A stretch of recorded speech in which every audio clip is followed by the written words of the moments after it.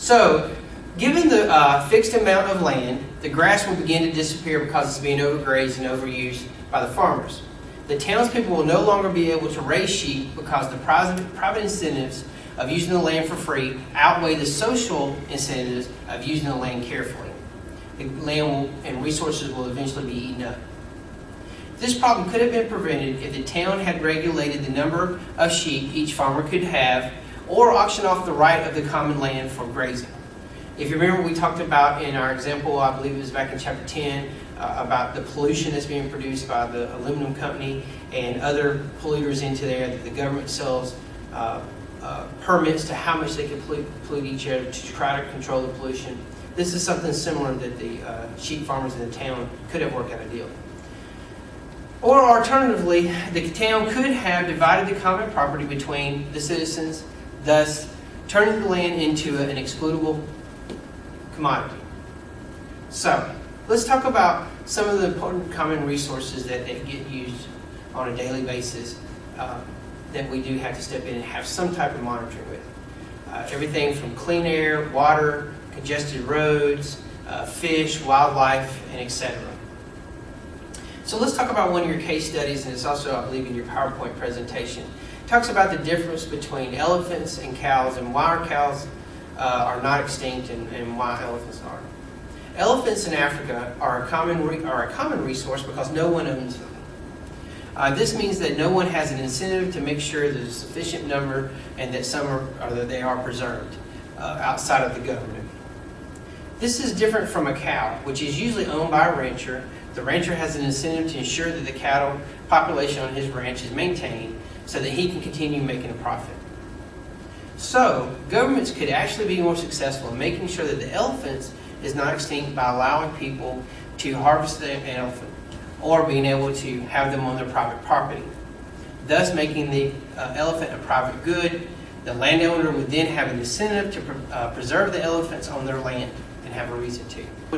Someone would have a benefit in helping keeping them healthy or helping them repopulate. As of now, with them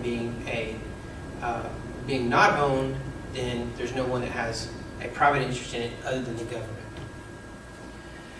So we've talked a lot about important things. One other thing we need to talk about too is property rights, the importance of property rights. With both public goods and common resources, the market outcomes will be inefficient because of the lack of well-defined property rights. We see that happen quite often. The absence of property rights can lead to a market failure, which also implies that in these situations, that the government could have improved the allocation of resources and increased in economic well-being.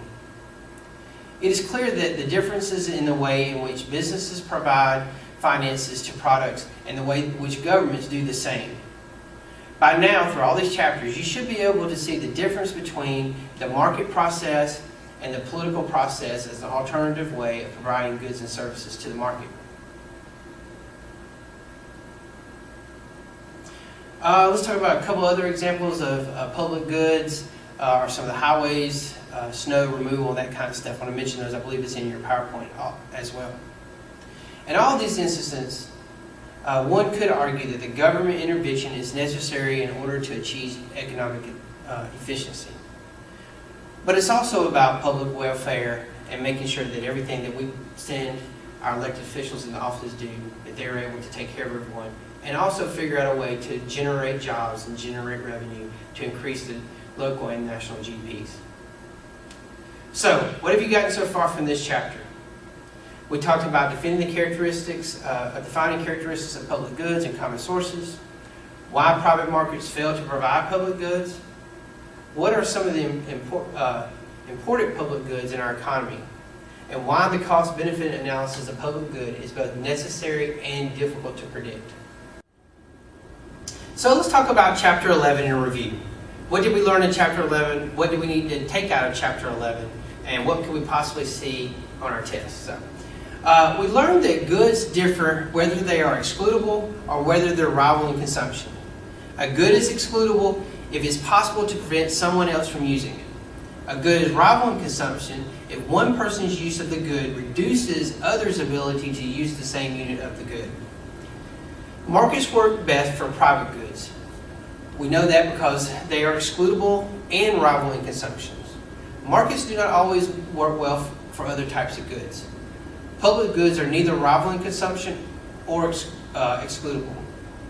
Some of our defense that we talked about, and the creation of fundamental knowledge, which is the overall education of us as citizens, whether it's culturally, academically, or skill developed. Because people are not charged for the use of public goods, they do not have an incentive to take care of them. They overuse them. They often see it as a free ride, something that they're getting free because their taxes, or they've seen other people using it. So what this does is it makes private provisions a good, more untenable, and people are able to keep control of them better themselves. Therefore, governments provide public goods basing their decision on the quantity of each good on cost-benefits analysis.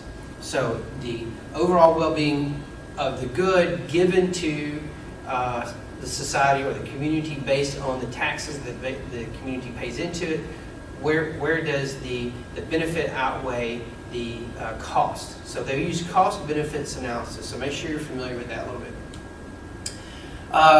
Common resources, which are rivaling consumption but not excludable.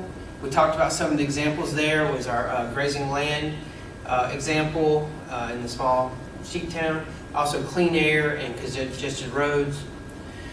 You know, like we talked about, because people are not charged for the uses of common resources, they tend to overuse them and they use too much of it, and a lot of times therefore hurt future use or cause the governments to have to step in and create various methods to limit people from using the common resources or overusing them. So the main purpose of Chapter 11 was to address the types of goods that are free to all consumers. When goods are free, the market force doesn't always allocate the resources that we have in a private market. They're just not there, they're absent. You have to take in the well-being of the society or environment. Therefore, free goods such as playgrounds and public parks may not always produce the consumed amount of return that you think you would get in dollar figures or in a quantitative amount. But this is when we do rely on governments that can potentially remedy the market failure because we don't see the actual outcome or profit for the firm.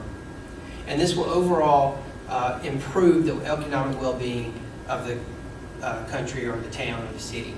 Therefore, doing with the public officials that we elect for them to do. So we've talked about that a little bit. We'll be moving on to Chapter 12 and 13, and we'll start to wrap it up pretty soon. You have your final coming up. Remember, if you have any questions or concerns, please feel free to email me, text me, or reach out and contact me any way that you can.